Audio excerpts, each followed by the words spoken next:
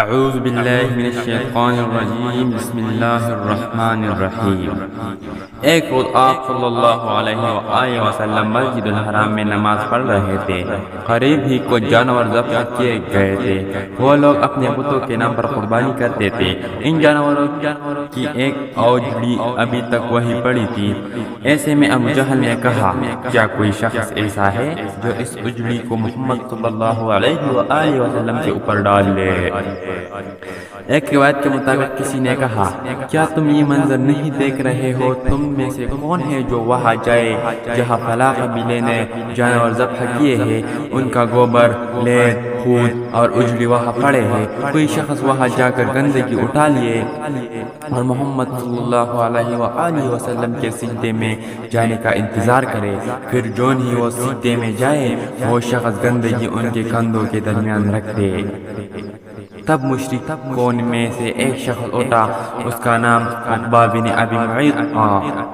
یہ اپنی قوم میں سب سے زیادہ بدبخت تھا۔ یہ گیا اور اجڑی اٹھا لیا۔ جب آپ صلی اللہ علیہ وآلہ وسلم سجدے میں گئے تو اجڑی آپ پر رکھ دی۔ اس پر مشرکین زور زور سے ہنسنے لگے، یہاں تک کہ وہ ہنسی سے بے حال ہو گئے اور ایک دوسرے پر گرنے لگے۔ ایسے میں کسی نے حضرت فاطمہ الزہرا رضی اللہ تعالی عنہا کو یہ بات بتائی۔ وہ روتی ہوئی حرم میں آئے۔ نبی کریم صلی اللہ علیہ وآلہ وسلم اس طرح سجدے میں تھے اور اجڑی آپ کے کندھوں پر تھی۔ سید فاطمہ رضی اللہ تعالی عنہا نے اجڑی کو آپ صلی اللہ علیہ وسلم پر سے ہٹایا۔ اس کے بعد آپ صلی اللہ علیہ وسلم سجدے سے اٹھے اور نماز کی حالت میں کھڑے ہو گئے۔ نماز سے فارغ ہو کر آپ صلی اللہ علیہ وسلم نے ان لوگوں کے حق میں بد دعا فرمائی، اے اللہ تو قریش کو ضرور سزا دے، اے اللہ تو قریش کو ضرور سزا دے، اے اللہ تو قریش کو ضرور سزا دے۔ قریش جو مارے ہنسی کے لوٹ پھوٹ ہو رہے تھے، یہ بد دعا سنتے ہی ان کی ہنسی کافور ہو گئی۔ اس بد دعا کی وجہ سے وہ دہشت زدہ ہو گئے۔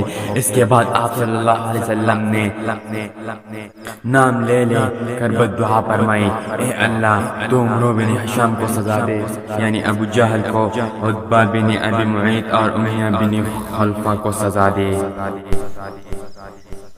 حضرت عبداللہ بن مسعود رضی اللہ عنہ کہتے ہیں، اللہ کی قسم آپ صلی اللہ علیہ وآلہ وسلم نے جن جن قریشوں کا نام لیا تھا، میں نے انہیں غزوہ بدر میں خاک و خون میں لتڑا ہوا دیکھا اور پھر ان کی لاشوں کو ایک گڑھے میں پھینک دیا گیا تھا۔